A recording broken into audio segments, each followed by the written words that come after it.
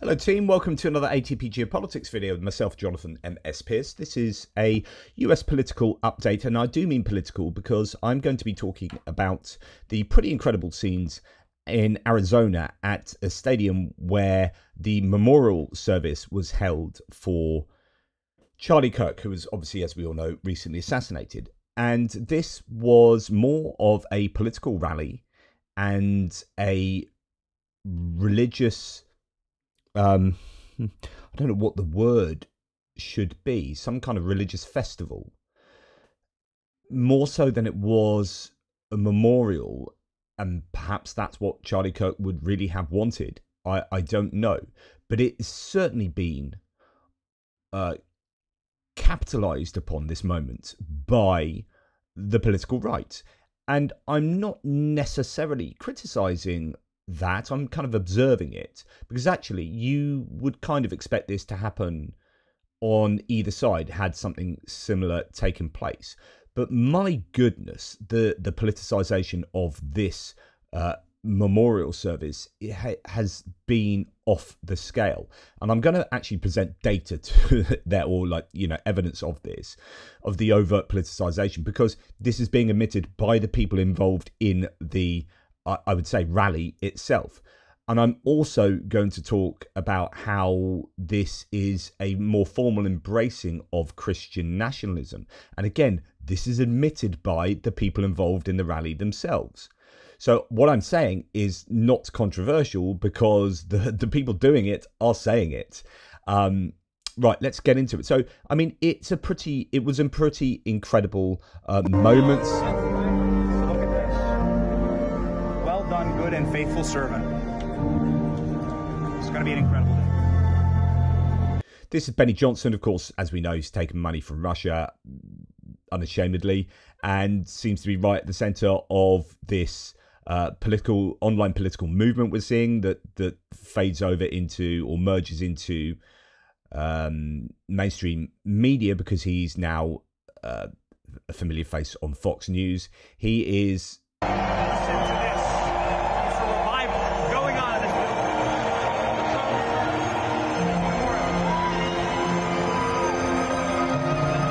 So he's talking about this being a revival, and that's in a very Christian sense, okay? And we're going to get into that, but let's just admit that this was an event where there was a huge number of people. I don't know the numbers inside the stadium, 70,000, something like that. There are 20,000 people outside as well. So this was a huge phenomenon.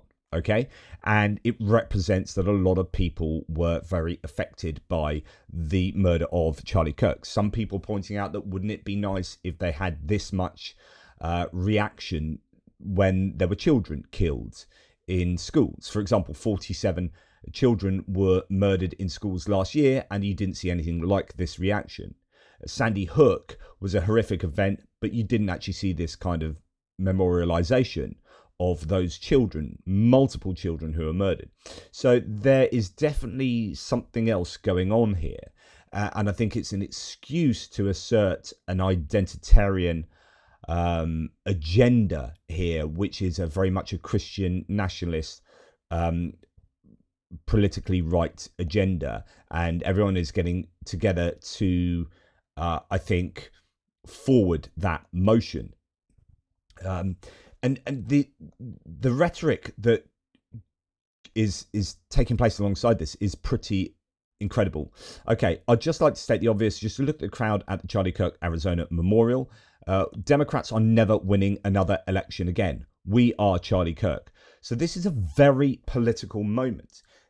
The idea that you can look at this and say this is the death of the Democrats. So you look at people who have come together to memorialize Charlie Kirk as an individual who was killed, are saying, well, that's the end of the Democrat Party. Therefore, these are all Republicans. Therefore, this is a political statement. So, this is clearly being expressed over and over and over. I've just countless examples. The worst mistake the left ever made, says Matt Van Swol, has ever made was assassinating Charlie Kirk, as if The left did this. The amorphous left murdered Charlie Kirk. That is what Matt von Swallow is saying. We are witnessing the greatest revival of Western values in American history, and it is burning with the fury of 1,000 suns. Evil will regret that day for all eternity. I think the idea here is that the left is evil. The left killed Charlie Kirk, and that's the end of the left, the end of the Democrat Party. This is showing it all. Now, the question, I guess, that I have would be how much of this is representative of society as a whole, and how much of this is a distillation of a particular proportion of the demographic. How much of this is a focusing of the religious right, the Christian nationalist right, and we're going to talk about what Christian nationalism is. It's a technical term, not pejorative. How much of this is a distillation of people that are already exhibiting this kind of behavior? How much of this is bringing other people along with it? I mean, there was a pastor talking in this service, whatever, rally, I don't know what the correct term for this event is, where he was saying, you know, everyone who already believes in God, I'm paraphrasing here, just stay seated. Anyone that doesn't believe, I want you to stand up. You know, I want you to follow Christ. And then he says, can you please scan a QR code on the screen now, and blah, blah, blah. So this is we'll help you along your journeys. This is a very overtly religious, as you would expect, maybe for a memorial service for someone who was very religious. Charlie Kirk was, and Erica Kirk, his wife, certainly is very religious, right? So you would expect this to be a religious service of sorts, but it was very much an opportunity to proselytize and to gather greater religious and political power. And we'll talk about that. So Libs of TikTok, very famous right-wing source here on Twitter, says the left has no idea what they just unleashed. Meghan McCain, whose father John McCain was a political enemy of Trump, and I don't understand Meghan McCain. She used to be on The View. Her views are weird because she sort of moved away from the MAGA sphere because her father was so roundly insulted by Trump and his lackeys repeatedly.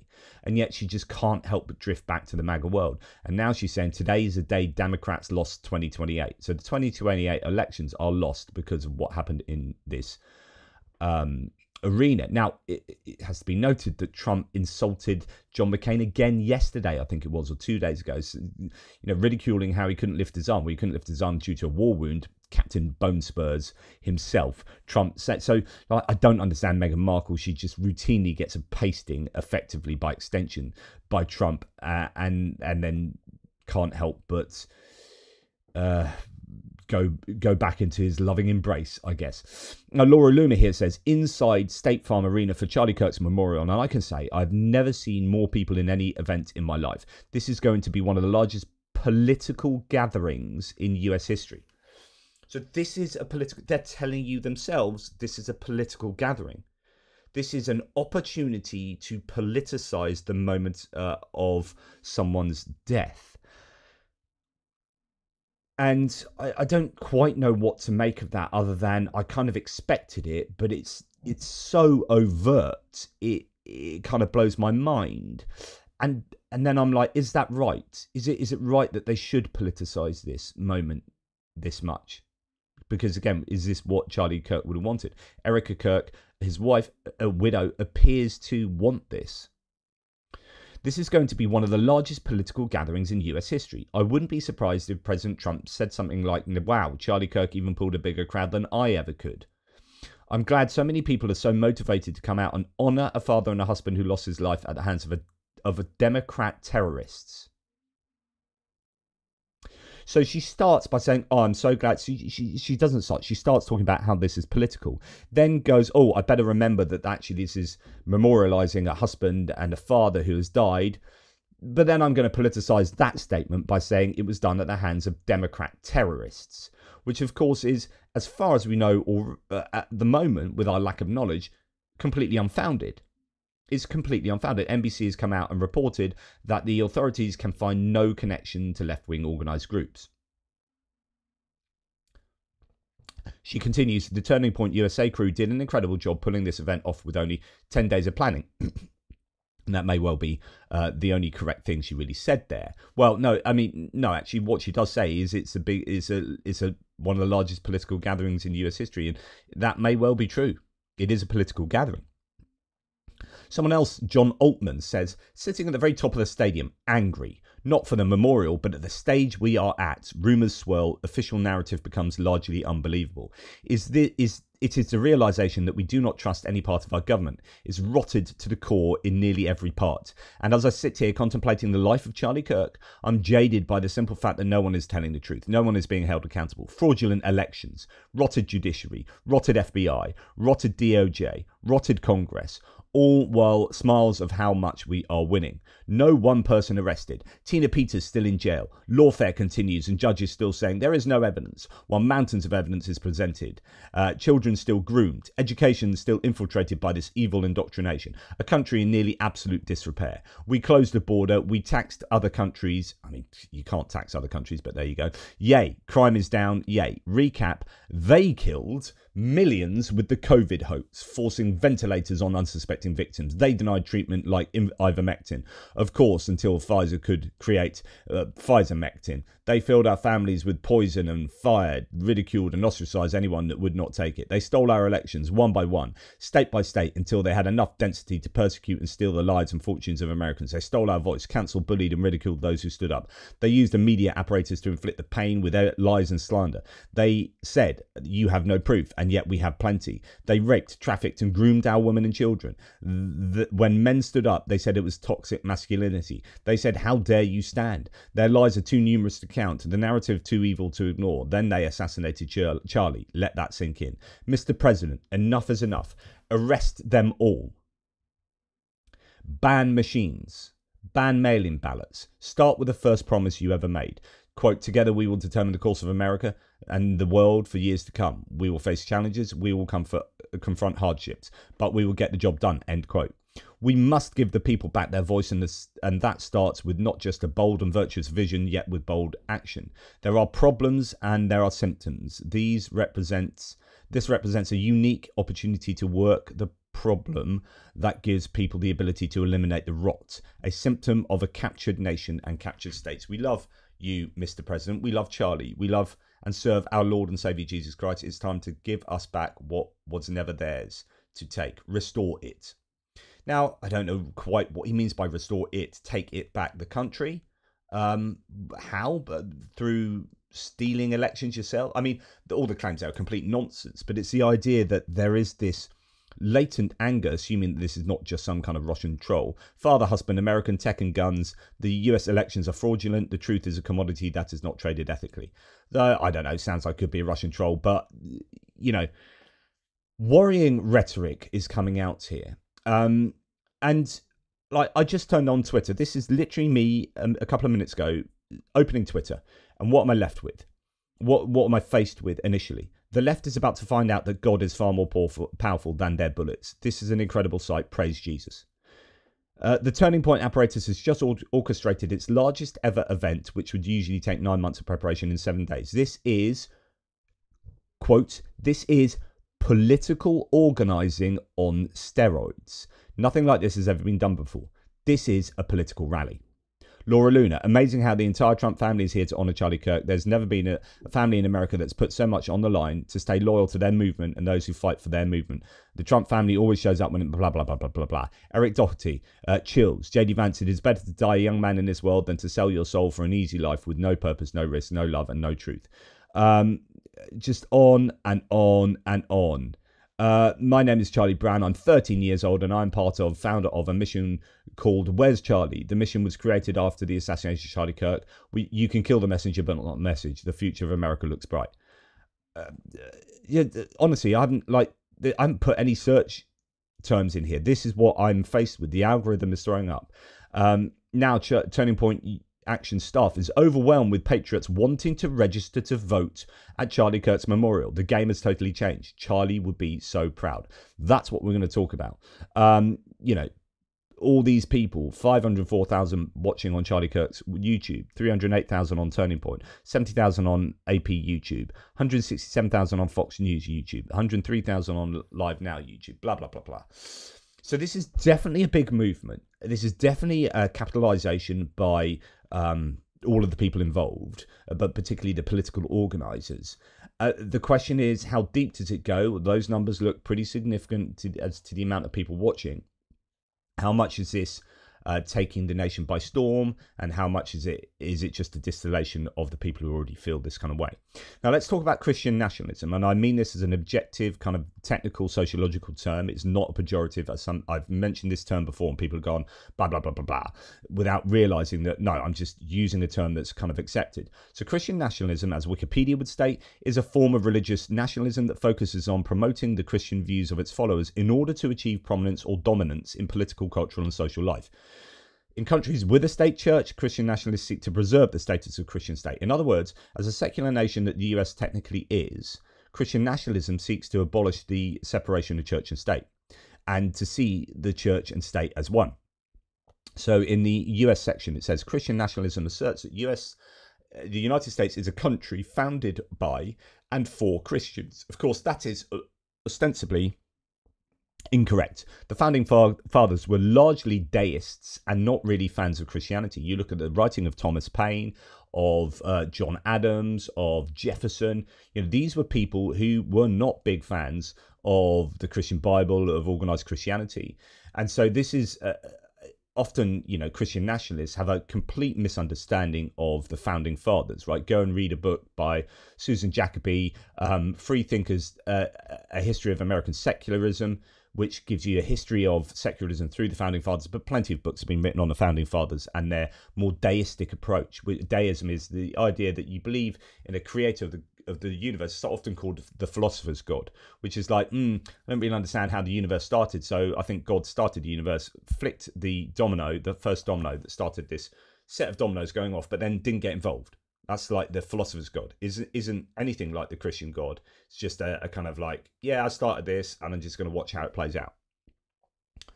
And of course, there's no functional difference between atheism and deism. Like, if you don't have an interactive God, if God plays no part in the running of the universe, other than setting it up and flicking the first domino, then it's functionally the same as atheism, in many ways. We can debate that. But anyway, Christian nationalism, on the other hand, the point is that Christian nationalism would be anathema to the founding fathers and the Constitution. But Christian nationalists in the United States advocate, quote, a fusion of identitarian Christian identity and cultural conservatism with American civic belonging. That is what you are seeing, and we'll talk about it in more explicit terms in a second, but that's what you're seeing at the Charlie Kirk rally. It's been noted to bear overlap with Christian fundamentalism, white supremacy, Christian supremacy, and Seven Mountain Mandate movement and dominionism. In other words, a theocracy. Rather like you would see an Islamic theocracy in Afghanistan, Christian nationalism would see a Christian theocracy in the United States. Most researchers have described Christian nationalism as authoritarian and boundary enforcing. You can't say this, you can't say that. Women have this kind of place, this kind of role. It's going to be mandated by a kind of theocratic expression, and abortion is illegal, and this and that, and our rules come from the Bible, etc., etc.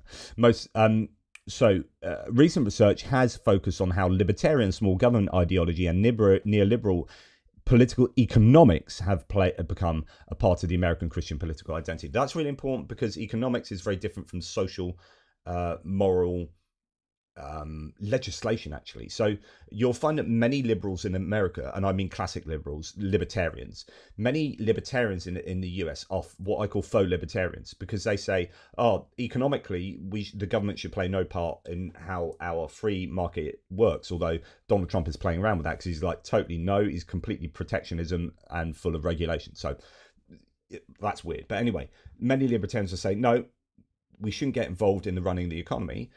But you can't be gay and you can't have abortion. So we are going to get involved in social moral domains. Now, this kind of contradiction exists quite commonly in politics because the left wants to say, we want to get involved in the running of the economy, but we don't want to get involved in what you do behind closed doors in your house, right? But the right says we don't want to get involved in the economy, but we do want to get involved in what you do behind closed doors in your house because that's illegal and you're going to burn in hell. And so there's this contradiction, that there's this tension that definitely does exist. Anyway, Christian nationalism also overlaps with, but is distinct from, theonomy, which is, with it being more populist in character. Theocratic Christians seek to have the Bible inform national laws and have religious leaders in positions of government, while in America, Christian nationalists view the country's founding documents as divinely inspired and supernaturally revealed to Christian men in preference Christianity, and are willing to elect impious heads of state if they serve right-wing causes. Donald Trump might actually be one of those, because I don't think many people really believe Donald Trump is particularly religious himself, but he is a tool that they can use to deliver their Christian nationalism. Now, in case you're thinking I don't know what I'm talking about with regard to this event being a Christian nationalist event, Jason Whitlock here says, what you're witnessing, as in the rally in Arizona, the memorial service, what you're witnessing is Christian nationalism. If you're ashamed of it, that's your problem, not mine. You've been brainwashed by Marxists to believe that wanting the government respectful of Jesus Christ is a bad thing. I've rejected the brainwashing. The memorial is awesome. Someone else says, Christian nationalism is something that Jesus eschewed. He stated, my kingdom is not of this world. Neither did his attempt to overthrow the Roman government. Quote, Christian nationalism doesn't just want government to be respectful of Jesus Christ. It wants to force its religion on its citizens, which is something that Christ would never do. So that's a bit of a comeback. So this is your idea that actually Jesus would be against Christian nationalism, and you can find evidence of that in the Bible. There is interesting things that Jesus supposedly said about, I mean, it's all like, no one's writing down what Jesus said, and often when he's speaking on his own, you've suddenly got a transcription of what he said when he's speaking to God or alone with Pilate, and it's written in the Bible. It's like, who was there writing that down?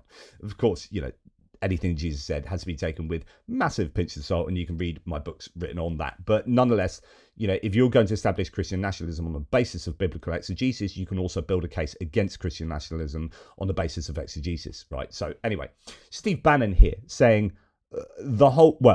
just listen to what Steve Bannon says, who was the person behind Donald Trump and Trump 1.0. The whole service was muscular Christianity. This is why I put out the New York Times and MSNBC are going to lead tomorrow, because they're melting down.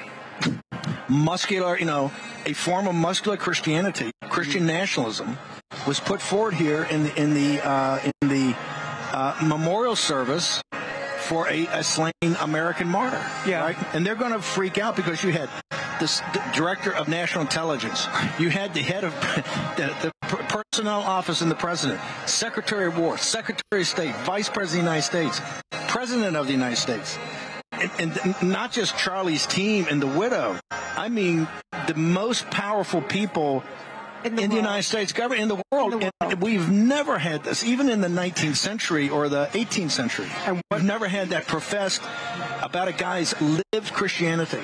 And so really overt expression here that this was a form of Christian nationalism, and never has this been seen in the 18th, 19th century. About a man who lived Christianity. Never have you seen this many powerful people come out and celebrate that. And actually, I don't think he's wrong there. I think this is Christian nationalism. And when you have the DNI, the Secretary of War, the Secretary of State, the President, the Vice President, and all, the whole cabinet being there, I think you are starting to see a merging of sort of church and state, and I think you're seeing a strong political religious movement. That's what they're trying to do, and of course that's what the Heritage Foundation wanted. This is Project 2025's wet dream, right? The Heritage Foundation, as a religious right-wing organization that wrote Project 2025, which is a 900-page document that was a blueprint of for Trump, has been 50% achieved already in 7 months by Trump, and they are absolutely freaking loving this. Now, if the outpouring of religious sentiment is pretty much everywhere concerning the memorial. This is a plane landing in Arizona where they're all singing Amazing Grace.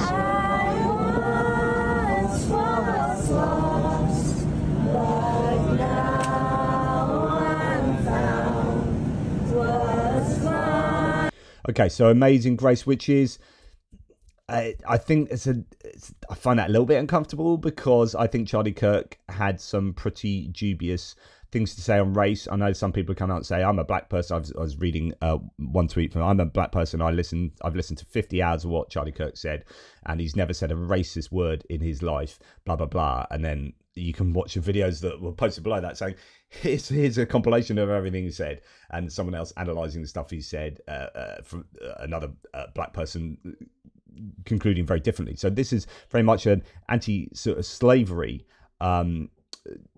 Amazing Grace, anti-slavery hymn, and yet Charlie Kirk in his Jubilee appearance, where he sits around talking to sort of 25 people who are liberals and debating with them for a few minutes each. One of them, he said, well, it was much better when during slavery, because there was much less segregation, there was much less crime and stuff. It's just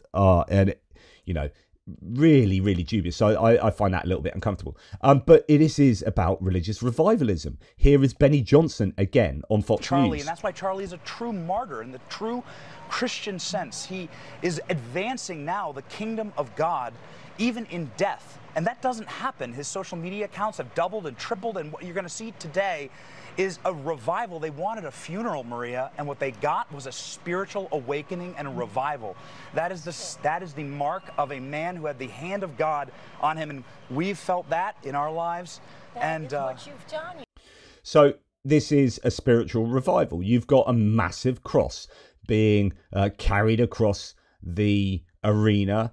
You've got Elon Musk over there by the looks of it, but yeah, this is the religiosity on show here is incredibly obvious.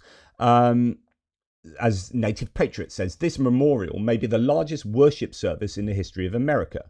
The revival is now put on the full armor of God and never back down. And then it starts getting interesting, because here we have Elon Musk actually replying to Matt Van Swol, who says, I'm pretty confident everything started going dramatically downhill in America once Christianity started being replaced by secularism. That fact alone might be the strongest argument for Christianity. Elon Musk says you're probably right. So Elon Musk is starting to embrace this religious cultural identitarianism and this I think, wrong-headed idea that the world started going wrong after secularism took hold, or maybe after the Enlightenment, as if like they're ignoring that actually for the last 30 years crime has improved. From the dark days of the 1990s when crime was through the roof, we've seen gradual crime reduction across Western nations. We have seen improvement of human rights. We've seen, you've got all sorts of correlation fallacies and not understanding causation here, and saying, well, I don't like how Charlie Kirk's been killed and this is because of secularism type thing. It's just absolute nonsense. If you want to go back to a time where it was legal to rape within marriage, then fair enough. If you want to go back to a time when people were burning crosses, then fair enough. If you want to go back to a time of slavery, then fair enough. But you've got to understand the problematic connections you are making here. But Elon Musk getting on board with this is really a really interesting phenomenon. He's now said this morning, forgive us, as in very early this morning UK time, forgive us our trespasses as we forgive those who trespass against us. What? So he's now coming out with religious creeds on Twitter. Like, it looks like he's getting proper, well, you could say pious. I think this would be a capitalization. He is trying to appeal overtly to the religious right in America. This is him getting accepted back into the fold with Donald Trump, which I find incredibly interesting. In fact, he was sitting next to Donald Trump for the service, so on and so forth. So he is back in the fold, and he's pulling on those religious strings. Tucker Carlson, among many others, talking up the religiosity here. I would just say this gathering and God's presence, God's very obvious presence in this room, the presence of Jesus, is a reminder of what we've known for 2,000 years, which is any attempt to extinguish the light causes it to burn brighter. Every single time. So as we proceed into whatever comes next, and clearly something's coming next, remember this moment. Remember being in a room with the Holy Spirit humming like a tuning fork. This is the way. Right here. This is the way. And that is what Charlie Kirk was saying underneath it all. Thank you. So, I mean, there is some truth to that, right? That actually, you know, every time you do try and extinguish ideologies and movements, you know, there is this idea that they come back stronger. It's very hard to extinguish entire movements. But the question is, you know, was this an overt attempt to extinguish? Like this, the implied idea here is again that this is the left what did this. This is the left what killed Charlie Kirk. You can't do that. Rather than but some odd individual who had a warped sense of retribution and killed Charlie Kirk off his own back. This has now become a political movement. And that is completely, I think, like the whole basis of this movement, the politicization of this is wrong. Because they have projected onto Tyler Robinson, the killer of Charlie Kirk, a whole lot of stuff that isn't there. They've projected onto him everything from Biden to Harris to Obama to Democrats to all the social liberal worlds and all the political movements associated with the left. That is represented by Tyler Robinson, and we in this stadium and watching, we are fighting back against that. This has become a political war. You know, many on the right have been talking about how civil war is on the cards, and you know, Tim Pool, I talked about that last night. He's been saying it for 6 years. Well, actually, you're probably closer than ever. There's certainly a political, ideological war going on at the moment, and a cultural war in the United States, and it is now about as febrile as it ever has been. And I'm wondering whether Alex Garland's film Civil War was indeed far more prescient than people were ready to admit. You got everyone there, and like this is why it's a political rally. Like Charlie Kirk gets murdered, and you get Tucker Carlson, Pete Hegseth, Donald Trump, JD Vance. You get the whole Republican administration either speaking or being there. It's absolutely a political rally. Charlie started a political movement but unleashed a spiritual revival. My pastor texted me the day after that horrific event and said, "Pete, the devil overplayed his hand." Charlie started with liberty, but ended up lighting our country on fire for Christ. He started Turning Point USA, but this moment is the turning point for the USA. Right now. Charlie Kirk was a citizen who had the biblical heart of a soldier of the faith, who put on every single day the full armor of God with a smile, as the scriptures tell all Christ followers to do. Charlie Kirk, a warrior for country, a warrior for Christ. He ran the race. He finished the fight. Now it's our turn. My charge to all of you, live worthy of Charlie Kirk's sacrifice and put Christ at the center of your life as he advocated for, giving his. But then you wonder, like, how much of a memorial service is this when you get fireworks, when Erica Kirk comes onto the stage?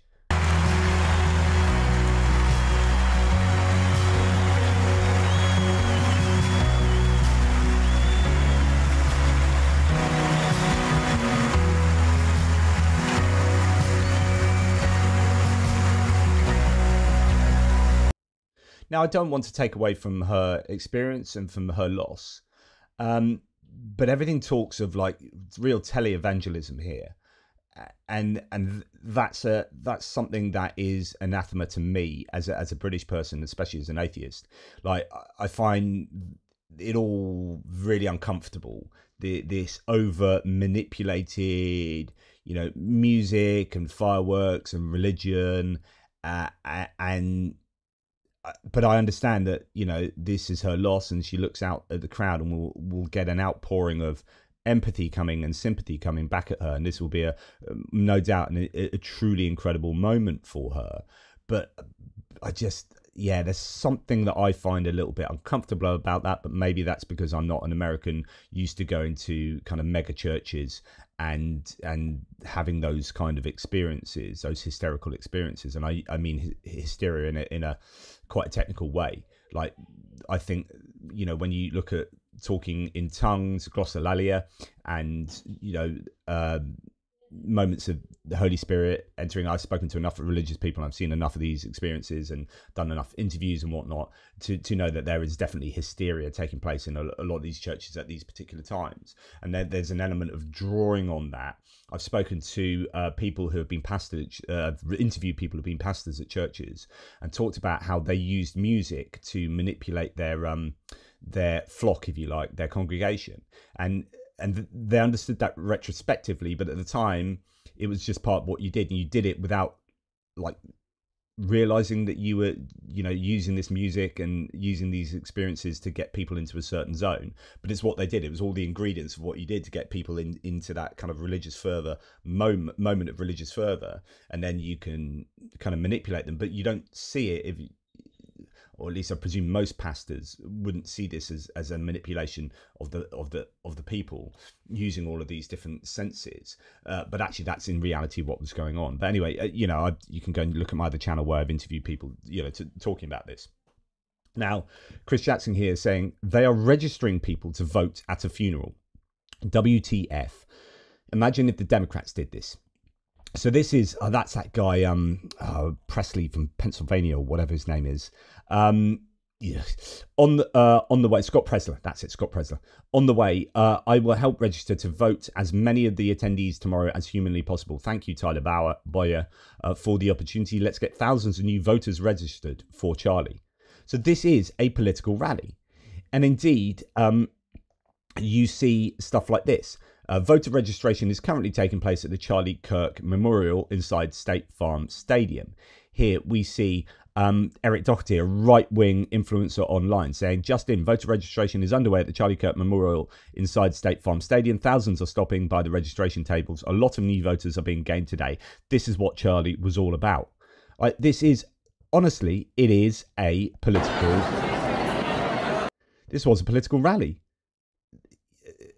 But I don't know whether that's a bad thing. Like, as in, the answer could be, and so what? Yeah, is what he would have wanted.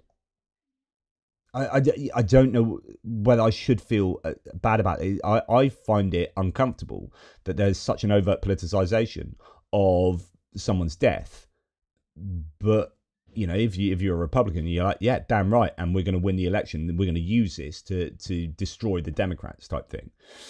Memorial services are not held at stadiums. This is not a memorial service. It's a propaganda rally. Not only are they milking this guy's death for every last drop of power and money and influence they can, they're weaponizing it in every way possible. It's absolutely sick, is the opinion here of Andrew, whoever that might be. So, yeah, there is that. Here is Trump speaking at the memorial service, at the memorial event. You tell me whether this is politicization, whether you're comfortable with this, with what he says here. Like, let's listen to what he says about Charlie Kirk and the sad loss of life, and how his wife, might need all the support she can get, and what a celebration of his life that this must be. It was Charlie who helped unite MAGA, and you know what MAHA is? That's right, Make America Healthy Again.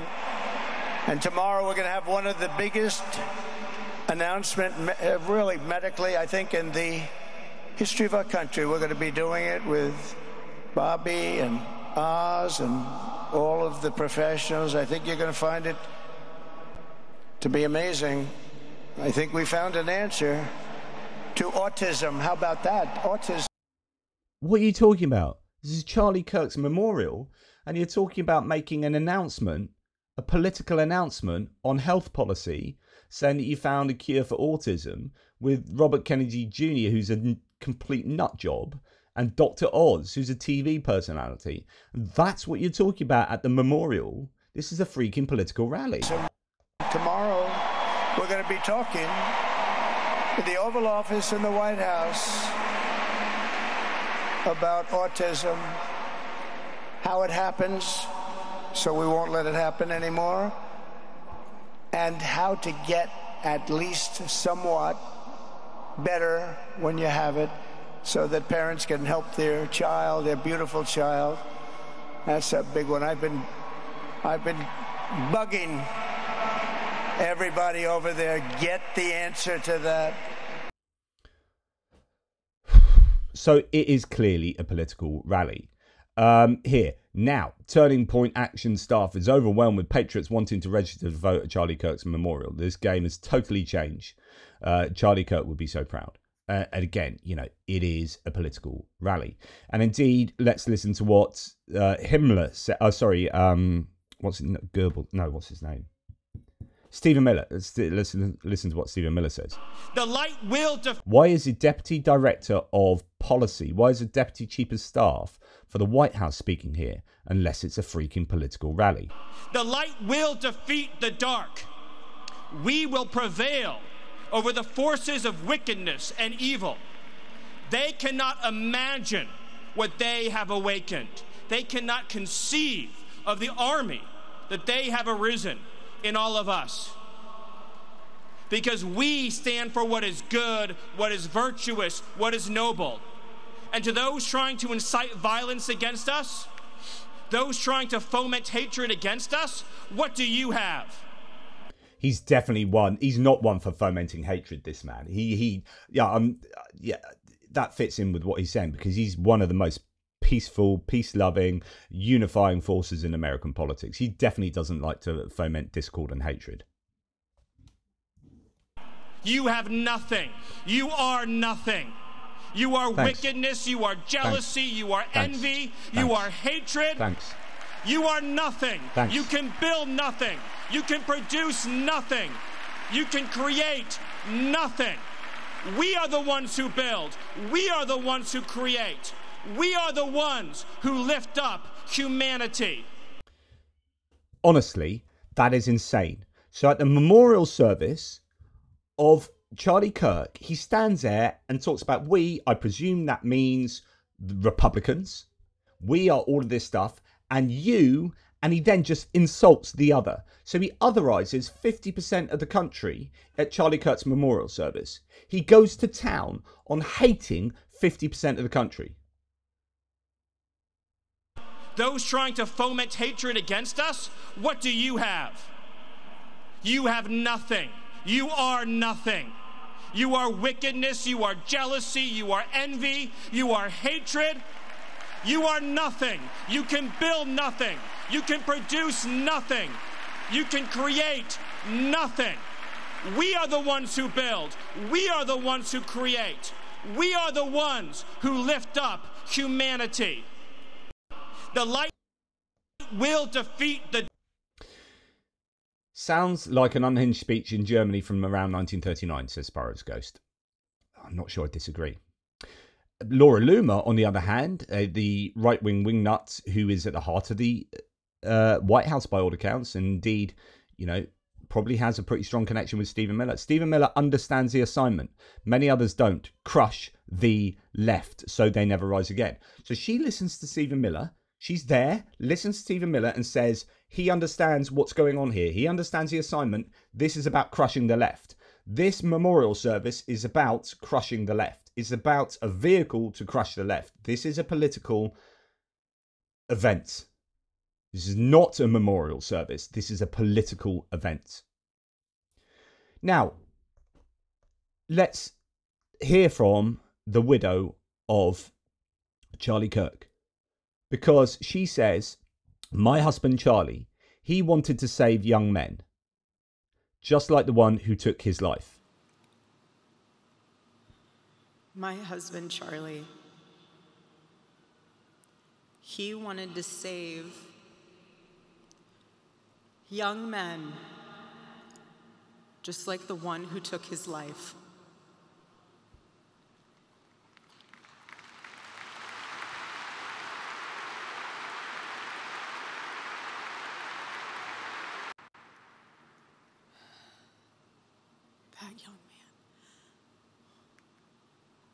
That young man, on the cross, our Savior said,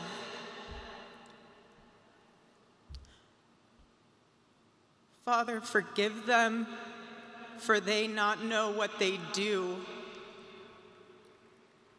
That man, that young man, I forgive him.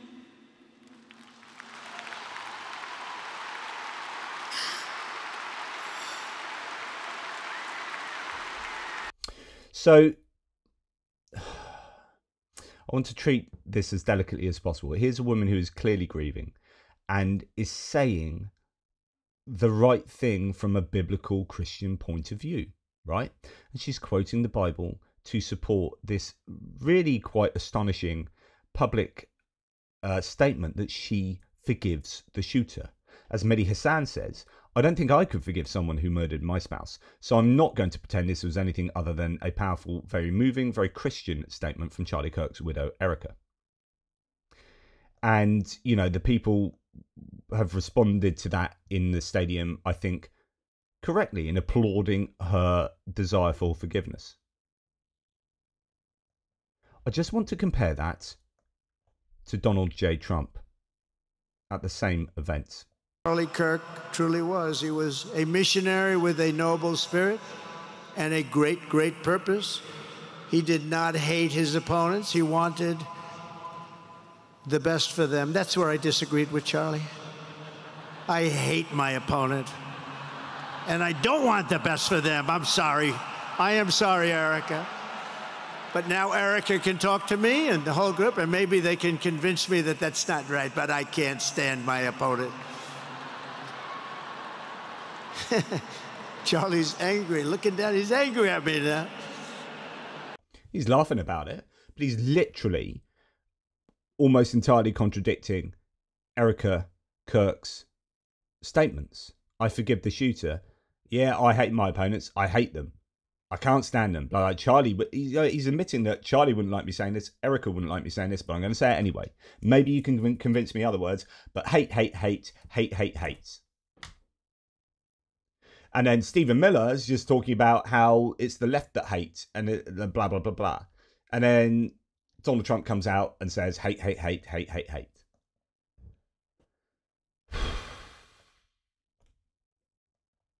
Then there are moments like this.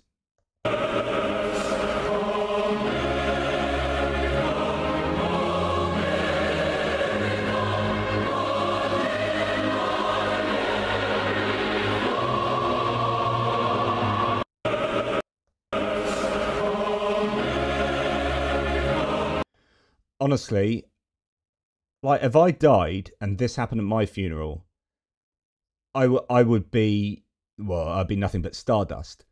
But man, I would love to just appear as a ghost and punch him full in the nose. Don't do that at my funeral. Like, don't turn it into some jingoistic, identitarian, nationalistic, Christian nationalism political rally. But that's what it is. But then that's what they all want. All of them want this. So, you know, so what that I sit here and say that blah, blah, blah, and criticize it for being that. Because it appears that Erica Kirk wants it to be that. Charlie Kirk's not there to disagree. That's what they want to do, and that's what they've done. And they're perfectly happy with having done that. So there you go. Use it as a political rally. Get extra registrations to the Republican Party and go use it as a platform to campaign politically against the Democrats.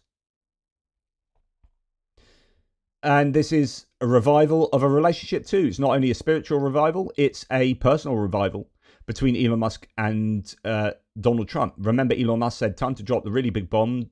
Donald Trump is in the Epstein files. This is a real reason they have not been made public. Have a nice day, DJT. And now he's back on board with Trump and is talking in religious aphorisms. And yeah, there you go. Tommy Robinson, the far-right wingnut in the UK. Charlie has inspired me to attend church for the first time in years. See you next Sunday. Peter Sweden. Ugh. The left murdered Charlie Kirk thinking they could silence him. Instead, millions have now heard about Jesus. The more persecution, the more God's kingdom grows. Tommy Robinson responds that he's inspired to go to church next Sunday. And of course, the Unite the Kingdom march was a quasi-religious march. They had speakers who were incredibly religious. Valentina Gomez and the New Zealand right-wing pastor guy who was up there like banging on about Christianity and how it should be the destruction of any other religion, blah, blah, blah. So that is bubbling under the surface with Tommy Robinson's movement. So it's no surprise he says something like this. Now, the Rolling Stone comes out and says, kind of like what I just said, Donald Trump and his administration used Charlie Kirk's murder as an excuse to ramp up their ongoing campaign for total power in their most authoritarian week yet. Now, I 100% agree with that. And Tim Pool says, this is what evil looks like. To which someone says, no, this is what evil looks like. In that private moment on his dying day, we find everything we need to know about who Charlie Kirk truly was. He was a missionary with a noble spirit and a great, great purpose. He did not hate his opponents. He wanted the best for them. That's where I disagreed with Charlie. I hate my opponent. And I don't want the best for them. I'm sorry. I am sorry, Erica. But now Erica can talk. So you tell me which one's evil. The Rolling Stone for reporting on the political capitalization of this event by the Trump administration, or Donald Trump standing up and talking about his healthcare policy before saying how much he hates people. And it's all about hate and hating the other side. You know, go and have a word to Darth Vader and Luke Skywalker about that. See where hate takes you. This wasn't, Morgan here says, this wasn't about honouring a young man's life of political service. It was a rally. It was a mass conditioning through weaponised faith with death repackaged as a turning point. A 10-hour stadium revival stitched together from nationalism, the glorification of military enlistment and biblical martyrdom. This is the machine. It even had pyrotechnics. I don't disagree with that at all either. And yet, you know, 4 US citizens were killed, including 3 children, in an Israeli strike on Lebanon. And I just wonder whether the Trump administration is just forgetting to concentrate on things, not saying you shouldn't concentrate on the political assassination, or not. I don't think it was a political assassination. I think it was a moral social assassination, more likely. From Tyler Robinson's point of view, but I don't really want to draw conclusions about stuff I don't have enough data on. But you've got stuff happening where, you know, there's no outright horror at the fact that Israel has just bombed Lebanon and killed a bunch of Americans, because everyone's too busy shouting about how wonderful America is and registering with the Republican Party at a memorial service to Charlie Kirk. Well, banging on about hate and otherization of political opposition. I don't know. Let me know what your thoughts are. I'm not surprised at all that this event happened in the way it did, and yet I find it quite incredible at the same time. Take care. Speak to you soon.